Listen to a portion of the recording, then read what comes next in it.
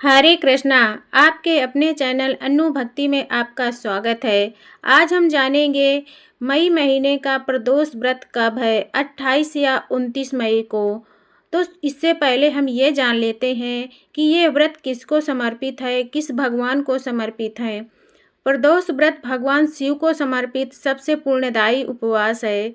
इस दिन मुख्य रूप से प्रदोष काल में शिव पूजन किया जाता है। यह हर माह की त्रयोदशी तिथि पर रखा जाता है। हालांकि यह व्रत अधिक मास में पड़े तो इसका महत्व कई गुना बढ़ जाता है। धार्मिक मान्यताओं के अनुसार अधिक मास हर तीसरे वर्ष आता है। ऐसे में अधिक मास में आने वाला प्रदोष व्रत भक्तों के लिए बेहद खास होता है। यह व्रत भगवान शिव और माता पार्वती की कृपा पाने के लिए उत्तम माना जाता है। मान्यता है कि प्रदोष काल में भोलेनाथ की पूजा करने से व्यक्ति के पापों का क्षय होता है और घर परिवार में सुख शांति और समृद्धि बनी रहती है। आइए इसके महत्व को जानते हैं और साथ में जानेंगे कि यह तिथि कब से कब तक मनाई जाएगी। ज्येष्ठ अधिक मास के शुक्ल पक्ष की त्रयोदशी तिथि 28 मई को सुबह 7:56 पर प्रारंभ होगी। इसका समापन 29 मई को सुबह 9:50 पर होगा। चूँकि प्रदोष काल 28 मई की शाम को प्राप्त हो रहा है, इसलिए अधिक मास का पहला प्रदोष व्रत 28 मई गुरुवार को रखा जाएगा। गुरुवार के दिन पड़ने के कारण इसे गुरु प्रदोष व्रत भी कहा जाएगा। आइए इसकी पूजा विधि भी जान लेते हैं। प्रदोष व्रत के दिन सुबह स्नान कर स्वच्छ वस्त्र धारण करें। शाम के समय प्रदोष काल में भगवान शिव का अभिषेक करना शुभ माना जाता है। इसके लिए आप शिवलिंग पर जल, दूध, गंगा जल, शहद और दही से अभिषेक करें। फिर 11 बेलपत्र चढ़ाएं और धतूरा संग सफ़ेद पुष्प अर्पित करें। घी का दीपक जलाकर शिव चालीसा पढ़ें। गुरु प्रदोष की कथा पढ़ें। अंत में शिव परिवार की आरती करें। इस तरह से यह तिथि मनाई जाएगी। आगे हम इसकी कथा भी सुनेंगे। प्राचीन समय की बात है। एक नगर में एक गरीब ब्राह्मण अपनी पत्नी और पुत्र के साथ रहता था। वह अत्यंत धार्मिक और भगवान शिव का परम भक्त था। उसकी पत्नी भी प्रतिदिन माता पार्वती की पूजा करती थी। परिवार बहुत गरीब था, लेकिन उनके मन में भगवान के प्रति अटूट श्रद्धा थी। कई दिनों तक उन्हें भरपेट भोजन भी नहीं मिलता था, फिर भी वे कभी धर्म और भक्ति का मार्ग नहीं छोड़ते थे। एक दिन ब्राह्मण की पत्नी ने अपनी पति से कहा, स्वामी, हम बहुत दुखी जीवन जी रहे हैं। घर में धन नहीं है, पुत्र के लिए अच्छे वस्त्र नहीं हैं और भोजन का भी संकट बना रहता है। कोई ऐसा उपाय बताइए जिससे हमारे जीवन के दुख दूर हो जाएं। ब्राह्मण बोला, देवी, मैंने संतों और ऋषियों से सुना है कि गुरु प्रदोष व्रत करने से भगवान शिव शीघ्र प्रसन्न होते हैं और भक्तों के सभी कष्ट दूर कर देते हैं। यदि हम श्रद्धा और नियम पूर्वक यह व्रत करें तो अवश्य ही भगवान हमारी सहायता करेंगे। यह सुनकर ब्रह्माणी बहुत प्रसन्न हुई। अगले गुरुवार के प्रदोष काल में दोनों पति पत्नी ने व्रत रखने का संकल्प लिया। प्रातःकाल स्नान करके उन्होंने भगवान शिव का ध्यान किया। पूरे दिन निराहार रहकर वे ओम नमः शिवाय मंत्र का जाप करते रहे। सायंकाल के समय दोनों निकट के शिव मंदिर में गए। वहां उन्होंने शिवलिंग पर गंगा जल, दूध, दही, शहद और बेलपत्र अर्पित किए। दीपक जलाकर भगवान शिव की आरती की और सच्चे मन से प्रार्थना की। उस दिन मंदिर में एक वृद्ध साधु भी उपस्थित था। उसने ब्राह्मण दंपत्ति की श्रद्धा और भक्ति को देखा। साधु उनके पास आया और बोला, वत्स, तुम दोनों की भक्ति से भगवान शिव अत्यंत प्रसन्न हैं। तुम्हारे जीवन के दुख शीघ्र ही समाप्त होंगे। ब्राह्मण ने विनम्रता से साधु को प्रणाम किया और उन्हें अपने घर भोजन के लिए आमंत्रित किया।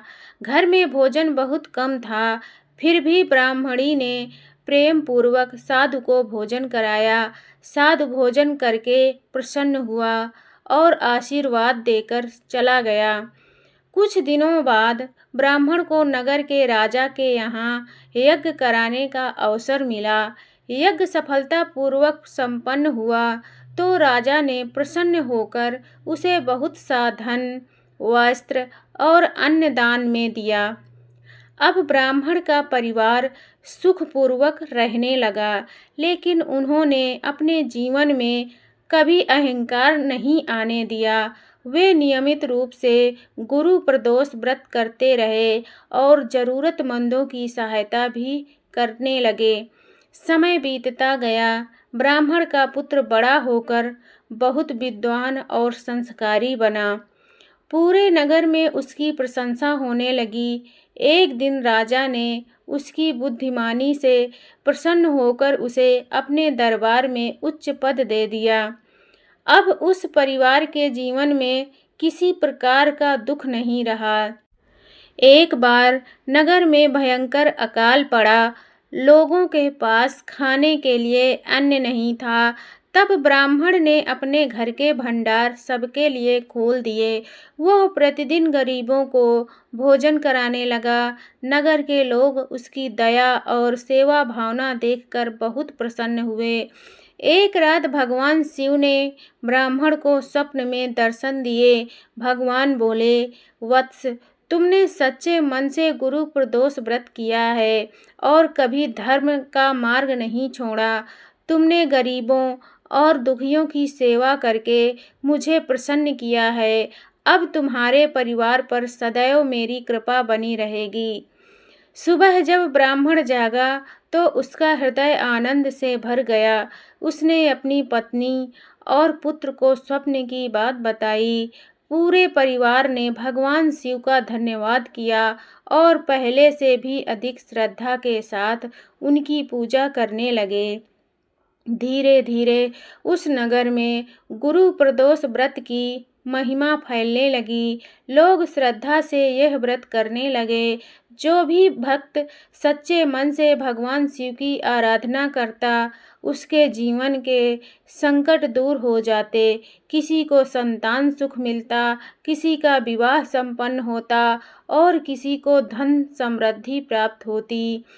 इसी नगर में एक व्यापारी भी रहता था। वह बहुत धनी था, लेकिन संतानहीन होने के कारण दुखी रहता था। उसने ब्राह्मण से गुरु प्रदोष व्रत की महिमा सुनी। ब्राह्मण ने उसे व्रत की विधि बताई। व्यापारी और उसकी पत्नी पूरी श्रद्धा से गुरु प्रदोष व्रत करना शुरू किया। वे प्रत्येक गुरुवार को उपवास रखते, शिव मंदिर में दीप जलाते और गरीबों को दान देते। कुछ महीनों बाद भगवान शिव की कृपा से उनके घर एक सुंदर पुत्र का जन्म हुआ। व्यापारी का परिवार अत्यंत प्रसन्न हुआ। उसने नगर में विशाल भंडारे का आयोजन किया और भगवान शिव का गुणगान किया। गुरु प्रदोष व्रत करने से केवल धन सुख देने वाला ही नहीं है, बल्कि मन को शांत और जीवन को पवित्र बनाने वाला भी माना जाता है। जो व्यक्ति इस व्रत को श्रद्धा, संयम और भक्ति के साथ करता है, उसके पाप नष्ट होते हैं और उसे शिवलोक की प्राप्ति होती है। धार्मिक मान्यता है कि प्रदोष काल में भगवान शिव कैलाश पर्वत पर नृत्य करते हैं और सभी देवता उनकी स्तुति करते हैं। उस समय की गई पूजा अत्यंत फलदायी मानी जाती है। इसलिए भक्त प्रदोष काल में दीपक जलाकर शिव चालीसा, महामृत्युंजय मंत्र और शिव आरती का पाठ करते हैं। गुरु प्रदोष व्रत के दिन प्रातःकाल स्नान करके स्वच्छ वस्त्र धारण करने चाहिए। पूरे दिन सात्विक विचार रखने चाहिए और किसी के प्रति बुरा भाव नहीं रखना चाहिए। सायंकाल शिव मंदिर जाकर भगवान शिव और माता पार्वती की पूजा करनी चाहिए। बेलपत्र, धतूरा, भांग, चंदन और अक्षत अर्पित करने चाहिए। इसके बाद शिव कथा सुनकर आरती करनी चाहिए। ऐसा माना जाता है कि गुरु प्रदोष व्रत करने से विवाह में आने वाली बाधाएं दूर होती हैं, नौकरी और व्यापार में सफलता मिलती है, परिवार में सुख शांति बनी रहती है और रोगों से मुक्ति मिलती है। भगवान शिव अपने भक्तों की सभी मनोकामनाएं पूर्ण करते हैं। प्रेम से बोलो जय भोलेनाथ जी। तो इस तरह से ये संपूर्ण कथा समाप्त होती है। आइए हम गुरु प्रदोष व्रत की आरती भी सुनते हैं।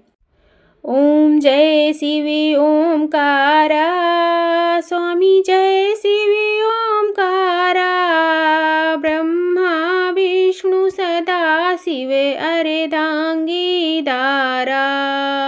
ओम जय शिवी ओमकारा, एकानन चतुरानन पंचानन राजे, हंसासन गरुड़ासन वृषवाहन साजे।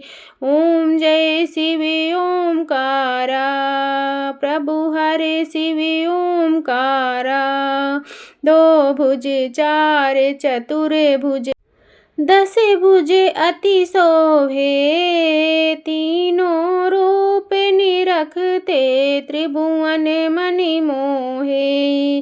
ओम जय शिवी ओमकारा, प्रभु हरि शिवी ओमकारा, अच्छी माला वनि माला मुंड माला धारी, त्रिपुरारी कंसारी कर माला धारी।